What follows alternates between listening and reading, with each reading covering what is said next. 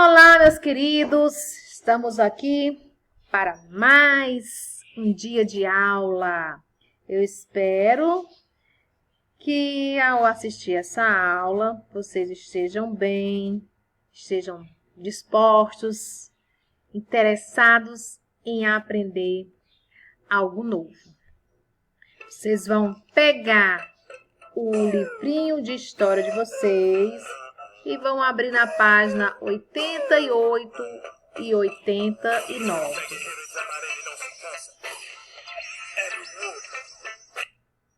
E o nosso tema hoje é o que levou os portugueses ao mar. Hoje, quarta-feira, 18 de novembro de 2020. Então, nós vamos conhecer hoje, saber um pouco mais sobre os principais motivos das navegações portuguesas.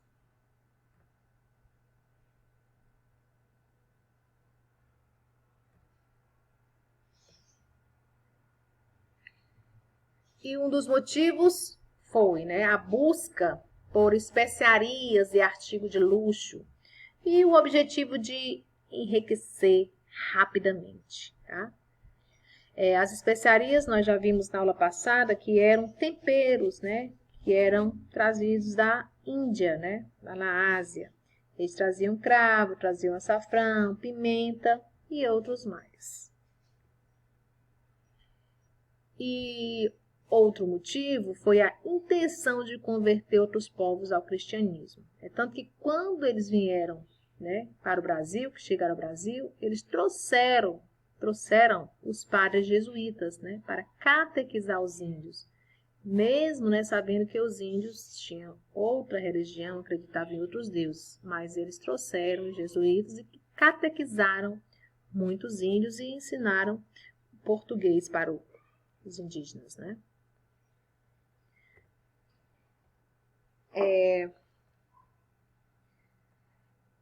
Por que, que os portugueses se lançaram ao mar? Tá? Tem alguns motivos, alguns fatores que contribuíram para essa expansão, para que os portugueses fizessem essas longas viagens, saíssem lá, da Europa e chegassem aqui no Novo Mundo, como foi chamado, novo continente, América, precisamente América do Sul. E nós vamos destacar alguns fatores dessas grandes viagens. Primeiro, ele possuía um reino organizado, muito antes do que os seus vizinhos, do que a Espanha, a França, e outros países ali da Europa. Então, tinha um reino organizado e que facilitou, que contribuiu para que eles se lançassem ao mar e fizessem essa expansão marítima. Os reis, tanto Dom João, Dom Manuel, eles apoiavam o comércio marítimo, o comércio do mar. E também tinham comerciantes ativos e ricos que também incentivaram, que investiram na construção de embarcações, de novas embarcações fortes, que aguentassem as ventanias, os vendavais, as tempestades. E outro fator, eles possuíam experiência na pesca em alto mar, na pesca de sardinha, de bacalhau e de atum. E por último, os portugueses aperfeiçoaram o uso da bússola, que a bússola é como se fosse hoje, o nosso GPS, A bússola era um instrumento que eles tinham, que veio da Ásia, que foi inventado pelos chineses, que direcionava para onde eles deveriam ir, se era para o norte, se era para o leste, tá bom? Então, eles usavam essa bússola aí. E o desenvolvimento das caravelas, como eu disse, essas embarcações que chegaram aqui no continente americano, tá? E no início não foi fácil, Não foi fácil, essas navegações portuguesas. E alguns fatos importantes que nós vamos, visualizar agora numa linha do tempo. Porque logo quando eles saíram, né, as primeiras viagens marítimas, né, as embarcações afundavam, né, saindo da costa afundavam rapidamente, morria muita gente, né?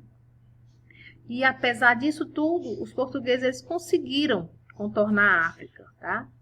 Porque eles contornavam para chegar até as Índias. Então a gente vai ver aí alguns fatos, né, importantes nessa expansão marítima portuguesa, né? Vamos ver aí a linha do tempo, tá bom?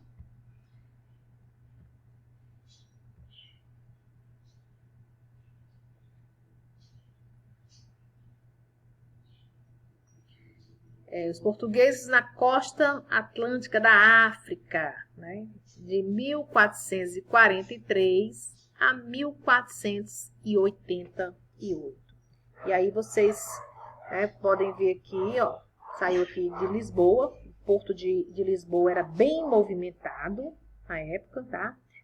Então, os portugueses, eles chegaram ao Rio do Ouro e no ano seguinte ao Rio Senegal, na África, né? Ficava mais próximo da Europa, né? E lá eles erguem a primeira feitoria para comerciar com os africanos. Que é feitoria? Né?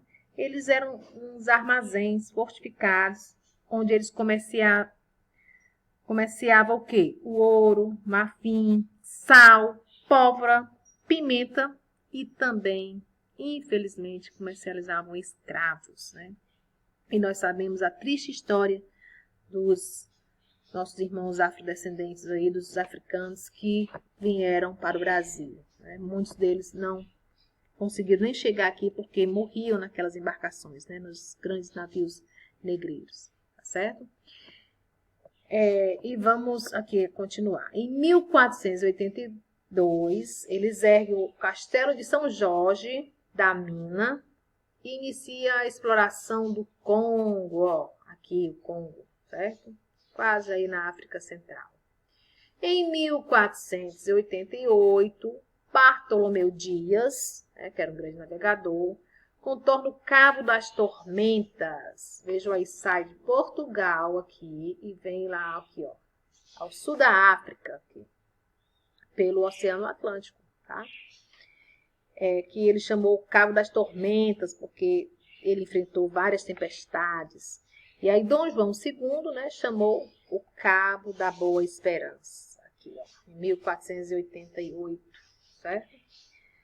E em 1498, Vasco da Gama chega a Calicut, na Índia, né? Então, para cá na Ásia aqui.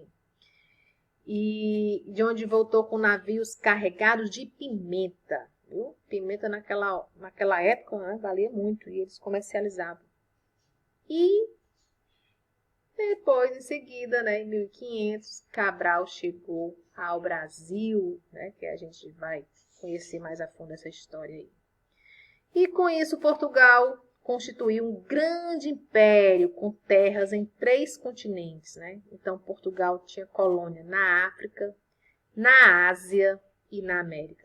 É tanto que alguns países, né, da África também falam português, né?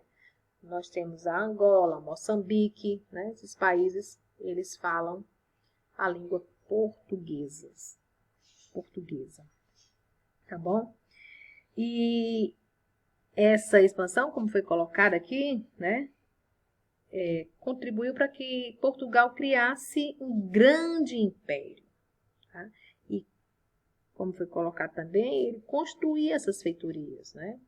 Esses grandes armazéns, e que iam, né, colocar lá as especiarias e o que eles fossem, né, adquirindo para poder comercializar, tá?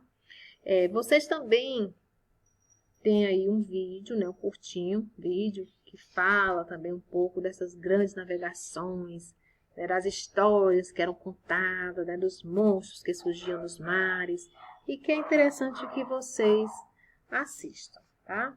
E hoje, né, a atividade não é no livro, então escutem bem, prestem atenção. é no caderno, tá certo? No caderno de vocês, tem algumas questões sobre a proclamação da República, né? Que foi domingo, dia 15 de novembro, né? E a data foi 1888, né? E a gente comemora, é feriado, só que foi no domingo, né? A proclamação da República. Então, espero que vocês copiem no caderno, que vai ser para nota, tá bom? Vai ser uma atividade para nota. Esse tema das grandes navegações a gente vai continuar na próxima aula. E agora vocês vão lá, caderninho, lápis e todos fazendo as atividades. Quem gostou aí do tema, comenta também aqui, tá certo? Então, um beijão e até a próxima, se Deus assim nos permitir.